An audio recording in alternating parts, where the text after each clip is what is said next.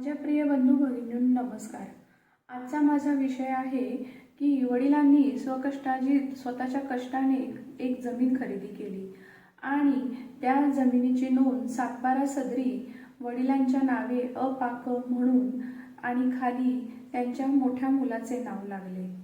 कालांतराने ज्यावेळेस तो मोठा मुलगा वयाच्या 18 वर्ष पूर्ण होऊन सज्ञान होतो, त्यानंतर तो तलाठ्यांकडे अर्ज करतो आणि तो अपाक शेरा रद्द करून घेतो आणि त्याचे नाव त्या सातबारा सदरी लागते आणि वडिलांचे नाव आपोआपच कमी होऊन जाते.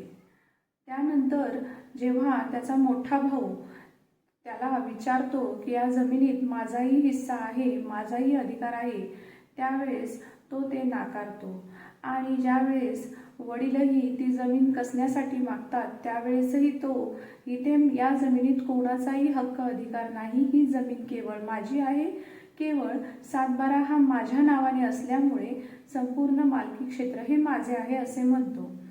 महत्त्वाचे म्हणजे अपाक म्हणजेच जेव्हा एखादी व्यक्ती अज्ञान असते त्यावेळेस अज्ञान म्हणजेच वयाचे 18 वर्ष पूर्ण झालेली नसते, कायद्याच्या दृष्टीने ती अज्ञान असते. त्यावेळेस अपाक म्हणून त्याचे नाव सातबाराला लिहिले जाते आणि अज्ञान पालन करता म्हणून त्याच्या वडिलांचे नाव किंवा आईचे नाव सातबाराला चढले जाते. पण ज्यावेळेस ती व्यक्ती 18 वर्षे पूर्ण होऊन सज्ञान होते आणि ज्यावेळेस ती स्वतः तलाठ्याकडे जाऊन तसा अर्ज देऊन तो शेरा रद्द करून मी सज्ञान झालो आहे, सज्ञान झाल्याचा पुरावा देऊन स्वतःचे नाव सातबाराला लावून घेते. परंतु जर का तो मोठा भाऊ असेल तर संपूर्ण वडिलार्जित मिळकतीमध्ये तो स्वतःचा अधिकार सांगू शकत नाही. तो फक्त त्याच्या हिश्श्यापुरतंच सातबाराला नाव लावू शकतो, त्याच्या हिश्श्यापुरतंच तो स्वतःचा हक्क अधिकार सांगू शकतो. संपूर्ण मिळकतीवर तो त्याचा हक्क सांगू शकत नाही. कारण वडिलार्जित मिळकत असो किंवा कुटुंबातील एकत्र कुटुंबातून खरेदी केलेली मिळकत असो, त्या मिळकतीत सर्व सदस्य कुटुंबातले सर्व सहहिस्सेदार हे त्यात हिस्सा व अधिकार सांगू शकतात.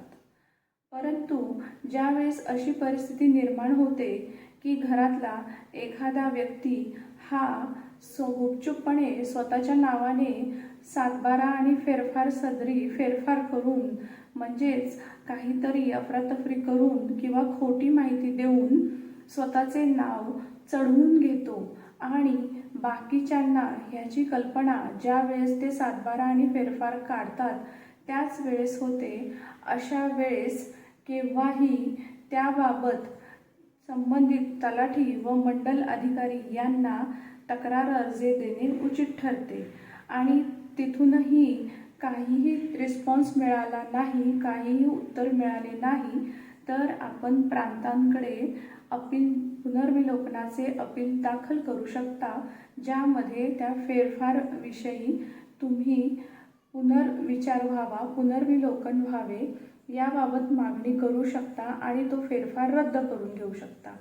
हे झालं महसूल खात्याशी रिलेटेड. परंतु ज्या अर्थी त्या भावाच्या ताब्यात ती जमीन आहे, तो ती कसत आहे आणि त्याचे उत्पन्न घेत आहे, त्याचं काय, तोपर्यंत ह्या सगळ्या महसुली प्रक्रियेतून जाईपर्यंत बराच कालावधी जाईल. मग अशा वेळी आपण कोर्टामध्ये वाटपाचा दावा करू शकतो. परंतु वाटपाचा दावा हे वडील करू शकत नाही, कारण वडिलांनी स्वतः खरेदी केलेली ही मिळकत आहे. परंतु छोटा भाऊ हा दावा करू शकतो आणि मोठ्या भावाला ही वडिलांनी खरेदी केलेली मिळकत ही आजोबांकडून घेतलेल्या रकमेतून किंवा आजोबांच्या असलेल्या एकत्र कुटुंबातून खरेदी केली आहे असे सांगून ती त्या पद्धतीने वाटपाचा दावा करून वाटप मागू शकतो. आणि जर ह्या बाबतीत त्याच्या वडिलांनी ही गोष्ट मान्य केली, कोर्टामध्ये येऊन ही गोष्ट मान्य केली की होय ती जमीन जरी माझी स्वकष्टार्जित असली तरी ती एकत्र कुटुंबाच्या मिळकतीतूनच घेतली आहे, तर नक्कीच ह्याचा फायदा होऊ शकेल. परंतु हे करत असताना काही कायदेशीर मुद्द्यांचा बाबसुद्धा लक्षात घेतली पाहिजे. कारण ज्यावेळेस आपण दावा दाखल करतो त्यावेळेस अगदी मुद्देसूदपणे ह्या गोष्टी मांडणे आवश्यक असते. नाहीतर वाटपामध्ये बाकीचे चुलत भावंड पण त्यात सामील होतील आणि आमच्या आजोबांनीच यांना पैसे दिलेले जमीन खरेदीला, त्यामुळे आमचा हिस्सा निघतो, अशी परिस्थितीसुद्धा निर्माण होऊ शकते. त्यामुळे लीगल ड्राफ्टिंग म्हणजेच दावा तयार करताना ड्राफ्टिंगही तितकेच महत्त्वाचे असते. नाहीतर पुन्हा फारच अडचणी निर्माण होऊ शकतात. तसेच ज्यावेळेस तुम्ही वाटपाचा दावा करता त्यावेळेस त्या वाटपाच्या दाव्यामध्ये तुम्ही स्वतःचा हिस्सा मागू शकता. त्यामुळे तुम्हाला कोणतीही अडचण येणार नाही. अशीच एक गोष्ट माझ्या कामामध्ये झाडलेली, माझ्या कामामध्ये म्हणण्यापेक्षा मी स्वतःही अनुभवलेली अशा आणखीन काही गोष्टी आहेत ज्याच्यामध्ये असं झालेलं की एक पक्षकार सातबारा आणि फेरफार घेऊन आले. त्या सातबारावर फक्त घराच्या एकाच व्यक्तीचं नाव आहे आणि बाकीच्या भावंडांची नावच उडालेली. आणि ज्यावेळेस तो फेरफार वाचून पाहिला त्यावेळेस असं निदर्शनास आले की त्यांनी ॲफिडेविट करून फक्त ह्यांना मी एकच मुलगी होती, ह्यांना मी एकच मुलगा होतो, ह्यांना अन्य कोणी वारस नाही, अशा पद्धतीचं खोटं ॲफिडेविट बनवून तलाठ्यांना देऊन स्वतःच्या नावाची नोंद केली होती. परंतु ही गोष्ट जेव्हा निदर्शनास आली तेव्हा आम्ही प्रांत अधिकारी यांच्याकडे 247 खाली अर्ज केला, अपील केलं आणि पुनर्विलोकनात तो फेरफार घ्यावा असा प्रस्ताव दिला. त्यानंतर एवढंसं पुरेसं नव्हतं म्हणून आम्ही परत त्यात वाटपाचाही दावा केला. केव्हाही वकिलांकडे येऊन कोणतीही कागदपत्रे दाखवणंच जास्त हिताचे व चांगले असते. नाहीतर आमच्या सांगली आणि सातारा भागात म्हण आहे त्या पद्धतीने नुसतं काटकाने औषध लावणं असं होतं. नुसताच मोघम सल्ला देऊन उपयोग नसतो. केव्हाही त्या प्रॉपर्टीचा सातबारा, फेरफार, दस्त पाहिल्यानंतर कदाचित ह्यापेक्षाही चांगला मुद्दा भेटू शकतो जो तुमच्या फायद्याचा ठरू शकतो. म्हणूनच केव्हाही कायदेशीर सल्ला देताना सातबारा, फेरफार, दस्त, जुने फेरफार हे पाहणे, जुने सातबारा पाहणे हे जास्त अतिशय चांगलं ठरतं. कारण त्यामुळे तो सल्लाही उचित ठिकाणी लागतो.